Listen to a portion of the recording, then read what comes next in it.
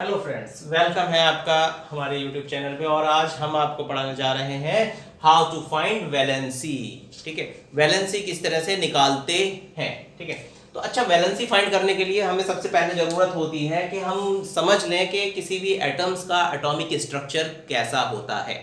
ठीक है, तो एटॉमिक स्ट्रक्चर, उसका ऑर्बिट, उसके शेल्स, ठीक है, आउटर मोस्ट शेल्स, ये सब हमें जानने की ज़रूरत है। ठीक है, तो हम देखते हैं कि कोई भी एटॉमिक स्ट्रक्चर, ठीक है, ठीक है, उसमें क्या होता है, एटॉमिक स्ट्रक्चर में बीच में न्यूक्लियस होता है, ठीक है, जिसमें प्रोटॉन और न्यूट्रॉन होते हैं। ठीक है, और उसके चारों तरफ एक ऑर्बिट होता है जिसे शेल कहते हैं। ठीक है, इसमें इलेक्ट्रॉन जो है वो मूव करते हैं। ठीक है, ऐसे ही ये इस तरह से ऑर्बिट होते हैं, है? ये ऑर्बिट होते हैं।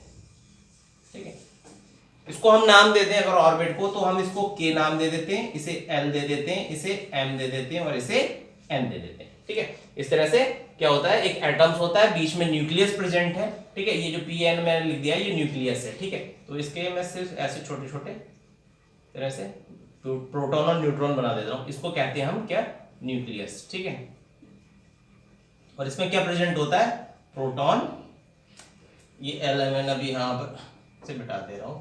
इसमें होते हैं प्रोटॉन और न्यूट्रॉन। ठीक है, न्यूक्लियस में प्रेजेंट होते हैं। ठीक है,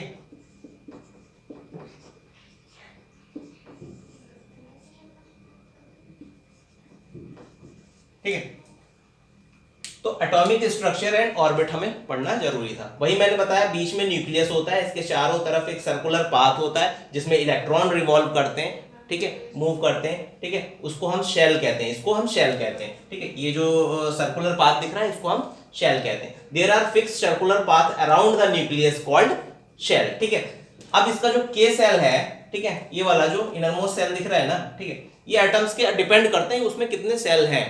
ठीक है, कितनी कितने उसके ऑर्बिट हैं, उस एटम्स पे डिपेंड करता है। ये नहीं कि मैंने इतने बना दिए, 1 2 3 4 4 बना दिए सर्कुलर पाथ, तो 4 हर एटम्स के होते नहीं। ठीक है, ये डिपेंड करता है उसके एटॉमिक नंबर पे।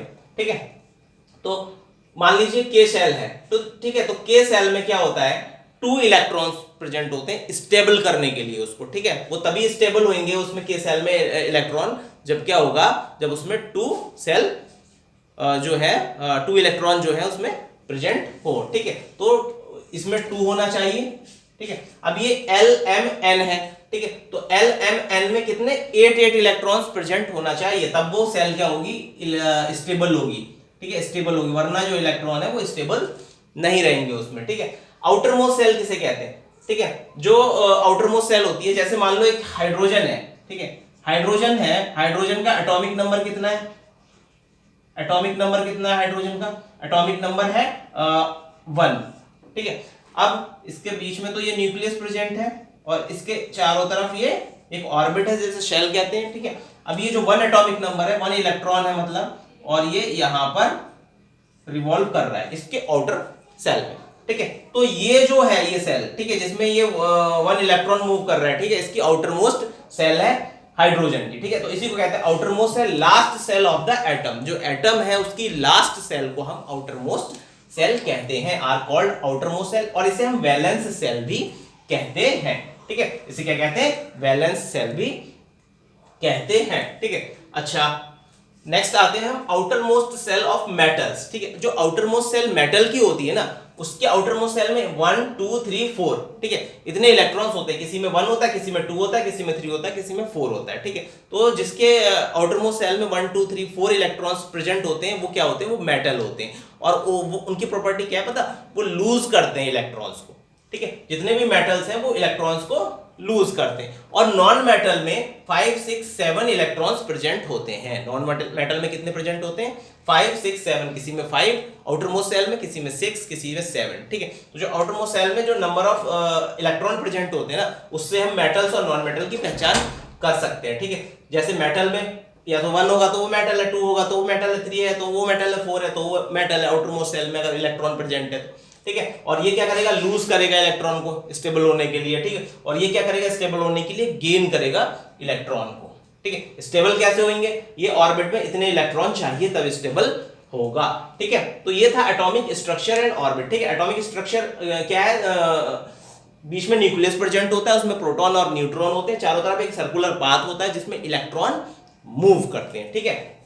उनको स्टेबिलिटी की जरूरत होती है, तो वो जैसे सिर्फ सिंगल सेल है तो उसमें क्या 2 इलेक्ट्रॉन्स चाहिए, दो सेल है तो उसमें 8 स्टेबल के लिए चाहिए, तीसरी है तो उसमें भी 8 चाहिए, और एक और है तो उसमें भी 8 चाहिए। There are fix circular path around the nucleus called shell, ठीक है। Outermost shell last shell of the atom, atoms की last shell are called outermost shell और वैलेंस सेल, इसे हम वैलेंस सेल भी कहते हैं। Outermost shell of metals, metals के जितनी आउटरमोस्ट सेल होती हैं उसमें 1 2 3 या 4 इलेक्ट्रॉन प्रेजेंट होते हैं और ये लूज करते हैं इलेक्ट्रॉन्स को, ठीक। Outermost shell of non metals में 5 6 7 इलेक्ट्रॉन प्रेजेंट होते हैं, ठीक। किसी में 5 होगा, किसी में 6 होगा, किसी में 7 होगा, और ये क्या करेंगे, गेन करेंगे इलेक्ट्रॉन को, ठीक है। तो पता चल गया हमें शेल क्या होती है। शेल क्या होती है, ये सर्कुलर पाथ है ना चारों तरफ, इसको हम शेल कहते हैं, ठीक है। अब हम फाइंड करेंगे कि वैलेंसी किस तरह से निकालते हैं। अच्छा, वैलेंसी निकालने के लिए हमें किसी भी एटम का एटॉमिक नंबर पता होना बहुत जरूरी है, तो एटॉमिक नंबर जरूर याद कर लेना, ठीक है। ज्यादा से ज्यादा, जहां तक वो पीरियोडिक टेबल होता है ना उसके सारे एटॉमिक नंबर याद कर लो तो बहुत बेहतर है।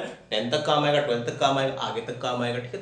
तो उसको जितना याद कर लोगे उतना ज्यादा आपके लिए बेटर है, ठीक है। तो इसका स्क्रीनशॉट ले लीजिए, ठीक है। तो अब हम फाइंड करेंगे हाउ टू फाइंड वैलेंसी, ठीक है। अब हमने यहाँ पर देखिए कुछ एलिमेंट्स यहाँ पर लिख दिए हैं, उनके एटॉमिक नंबर हमने यहाँ पर नोट कर दिए, और ये सेल के नाम है KLMN, ये नेम अभी मैंने ऑर्बिट में दिखाया था ना, ये ऑर्बिट न्यूक्लियस था, ठीक है। ये न्यूक्लियस था, इसके चारों तरफ ये ऑर्बिट था, इस तरह से ऑर्बिट था, शेल थी जी, ठीक है। ये K शेल थी, ये L शेल थी, ये M शेल थी, ये N शेल थी। इसे स्टेबल होने के लिए 2 इलेक्ट्रॉन्स की जरूरत होती है, इसे 8, इसे भी 8 और इसे भी 8, ठीक है। और इन्हीं स्टेबिलिटी पे हम वैलेंसी कैलकुलेट करते हैं कि कितने इलेक्ट्रॉन्स की किसे जरूरत है, कितने लूज करेगा कौन, कितना गेन करेगा, ठीक है। उस हिसाब से हम वैलेंसी कैलकुलेट करते हैं। जैसे ये K सेल है तो इसे इसमें 2 इलेक्ट्रॉन्स होना चाहिए स्टेबल होने के लिए, है ना। इसमें 8 होना चाहिए, इसमें भी 8 होना चाहिए, और इसमें भी 8 होना चाहिए स्टेबल होने के लिए। अगर 8 नहीं होंगे और यहाँ 2 नहीं होंगे तो वो सेल जो है वो स्टेबल नहीं रहेगी, ठीक है। अच्छा, तो देखिए पहला है हाइड्रोजन। हाइड्रोजन का एटॉमिक नंबर कितना है, 1, ठीक है। हाइड्रोजन का एटॉमिक नंबर 1 है, ठीक है। तो इसका जो ऑर्बिट है वो किस तरह से होगा, ये न्यूक्लियस है और इसके ये न्यूक्लियस है, ठीक है, और इसके यहाँ पर एक इलेक्ट्रॉन रिवॉल्व करेगा, ठीक है। ये इसका शेल है, ठीक है। देखिए ये न्यूक्लियस हो गया और ये इसका सेल हो गया हाइड्रोजन का, तो इलेक्ट्रॉन इसमें क्या करेगा, रिवॉल्व करेगा, ठीक है। तो इसके आउटर सेल में 1 इलेक्ट्रॉन प्रेजेंट है ना। तो ये हाइड्रोजन है तो इसके आउटर सेल में 1 इलेक्ट्रॉन प्रेजेंट है, ठीक है। तो यहाँ पे तो कोई इलेक्ट्रॉन ही नहीं बचा, तो इसमें तो केस ही नहीं होता है, ठीक है। LMN में सिर्फ K में है और वो भी 1 है, तो इसकी वैलेंसी कितनी होगी, 1 जो है ग्रेटर देन है, लेस देन है, ठीक है, 4 से, ठीक है। तो अब इसकी वैलेंसी क्या होगी, ठीक है, हमारा, ठीक है, 1 होगी, ठीक है। इसे स्टेबल होने के लिए 1 इलेक्ट्रॉन अपना लूज करना पड़ेगा, तो इसकी वैलेंसी कितनी आ जाएगी, 1 आ जाएगी। अब हम ये हीलियम लेते हैं, हीलियम, ठीक है। हीलियम का एटॉमिक नंबर 2 है, ठीक है। तो इसके आउटर सेल में कितने इलेक्ट्रॉन होंगे, 2, ठीक है। अगर हीलियम की बात करें तो इसके आउटर सेल में इलेक्ट्रॉन कितने होंगे, 2 इलेक्ट्रॉन होंगे। ये क्या है, K सेल है ना। तो हीलियम के कितने, 2। अब ये सेल तो स्टेबल हो गई क्योंकि स्टेबल होने के लिए 2 जरूरत थी, ठीक है। अब ये न गेन करेगा न लूज करेगा, तो ये एज इट इज आएगा, ये तो कंप्लीट हो गई सेल, ठीक है। और यहाँ पर कुछ भी नहीं बचा, ठीक है। तो ये क्या हो गया, यहाँ पर इसकी वैलेंसी हो गई 0, इसे चाहिए ही नहीं, स्टेबल होने के लिए चाहिए ही नहीं, ठीक है। इसके 2 है तो वो क्यों लेगा, 2 चाहिए इस K सेल में, ठीक है, 2 है, ठीक। नेक्स्ट आते हैं लिथियम। लिथियम का एटॉमिक नंबर कितना है, 3, ठीक है। लिथियम का एटॉमिक नंबर कितना है, 3। अच्छा, 2 तो इस सेल में हो गए, 3 कितने होते हैं, 2 + 1 = 3 होते हैं ना, ठीक है। तो K सेल में कितने हो गए, K सेल में 2 हो गए, 2, क्योंकि 2 से ज्यादा इसमें आ ही नहीं सकते, ठीक है। 2 इलेक्ट्रॉन इसमें हो गए, बचा 1 इलेक्ट्रॉन, वो नेक्स्ट सेल में चला गया, किसमें, L में चला गया यहाँ पर, ठीक है। अब तो कोई इलेक्ट्रॉन ही नहीं बचा, तो इस सेल में कुछ भी नहीं है, ठीक है। अब ये क्या है, यहाँ पर 1 है, ठीक है। इसको स्टेबल होने के लिए कितने इलेक्ट्रॉन चाहिए, 8 इलेक्ट्रॉन चाहिए, ठीक है। अब 1 लेस देन होता है हमारा 7 4, ठीक है। 1 is less than 4, sorry less than का साइन बना दो इस पे, ठीक है। 1 इज लेस देन 4। तो इसका मतलब ये 1 इलेक्ट्रॉन को क्या करेगा, लूज कर देगा। ठीक है, 1 इलेक्ट्रॉन को लूज कर देगा। ठीक है, तो इसने 1 इलेक्ट्रॉन लूज कर दिया, तो वैलेंसी कितनी आ गई, 1 आ गई। ठीक है, समझ में आया। नेक्स्ट है हमारा बेरिलियम। ठीक है, इसके एटॉमिक नंबर कितना है, 4। ठीक है, तो इस सेल में कितने रुक पाएंगे, 2। 4 क्या होता है, 4 का मतलब होता है, अगर मैं के सेल की बात करूं इसमें 2 से ज्यादा नहीं आ सकते, 2। ठीक है, एल सेल की बात करूं इसमें 8 आ सकते हैं, लेकिन वो कितने नंबर है, 4 है, तो 2 + 2 = 4 हो जाता है ना।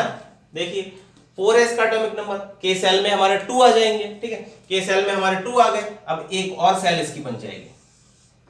ठीक है, उसमें कितने आ जाएंगे, बचे 4 - 2 कितने होते हैं, 2 बचे, मतलब एल सेल में हमारे ये आ गई एल सेल, और इसमें भी हमारे 2 आ गए। लेकिन ये क्या है, ये स्टेबल नहीं है। ठीक है, तो इन्हें स्टेबिलिटी करने के लिए कितने इलेक्ट्रॉन लूज करना पड़ेंगे, हमने बताया था कि 1 2 3 और 4 ये क्या होते हैं, मेटल होते हैं। तो हमारा बेरिलियम क्या है, एक मेटल है।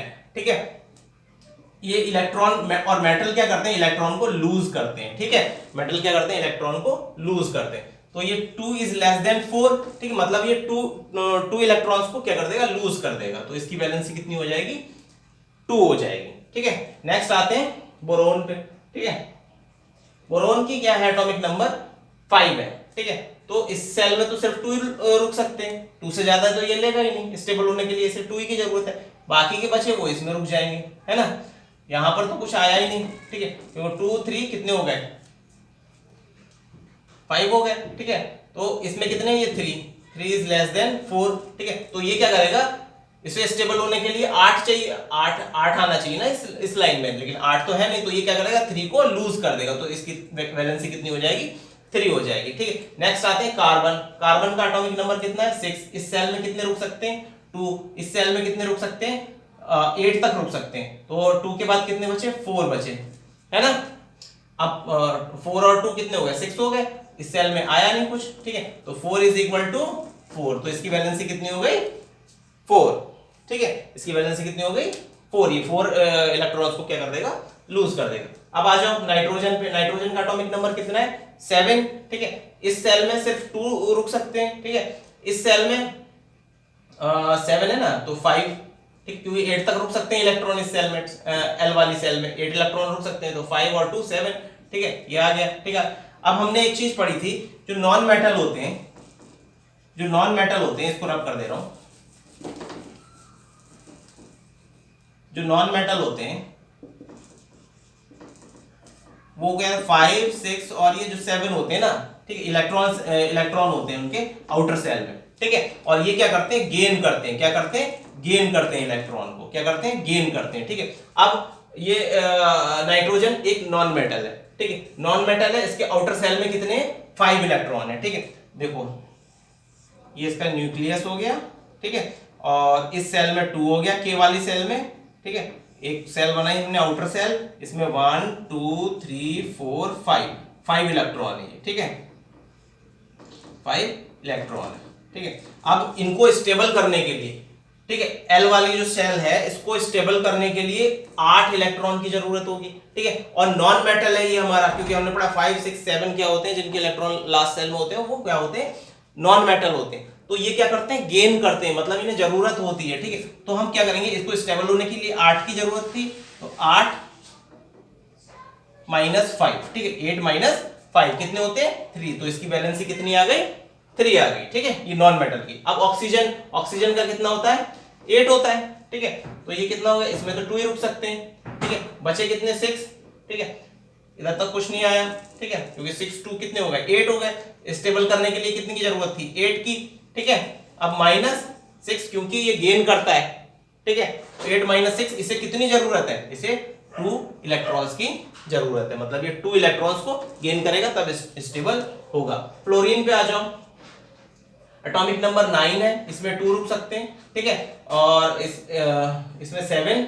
ठीक है, इसमें कुछ नहीं आया, इसमें कुछ नहीं आया। ठीक है, तो ये क्या हो गया, 8 - 7 आउटर सेल में 7 है, तो इसको वैलेंसी 1, ठीक है 1 इसको चाहिए क्योंकि ये गेन करेगा, नॉन मेटल है, ठीक है, तो ये क्या करेगा, गेन करेगा। नॉन मेटल मैंने बता दिया 5 6 7 जिसके लास्ट में इलेक्ट्रॉन होंगे वो नॉन मेटल होंगे और वो गेन करेंगे। उसको गेन हम कैसे निकालेंगे, स्टेबल सेल जो है उसका स्टेबिलिटी 8 है, 8 से माइनस करके हम उसके कितने उसे गेन करना है वो निकाल सकते हैं, तो वही उसकी वैलेंसी होती है जितने उसे गेन करना है, ठीक है। नियॉन पे आ जाओ, नियॉन का एटॉमिक नंबर कितना है, 10 है। इस सेल में 2 रुक सकते हैं, इसमें पूरे 8 रुक सकते हैं, ठीक है, तो ये और ये इसके कुछ नहीं हुआ, तो ये वैलेंसी क्या होगी इसकी, तो 0 होगी भी, क्योंकि 8 माइनस 8 क्या होता है 0, ठीक है, तो वैलेंसी इसकी 0 हो गई। ये कंप्लीट सेल हो गई, अपने आप में स्टेबल सेल है ये, है ना।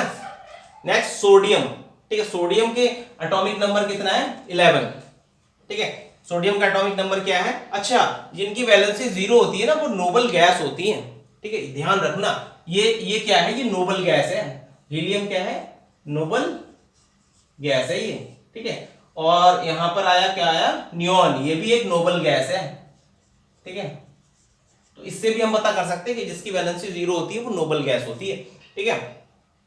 तो जो 8 इलेक्ट्रॉन्स है उसमें, ठीक है।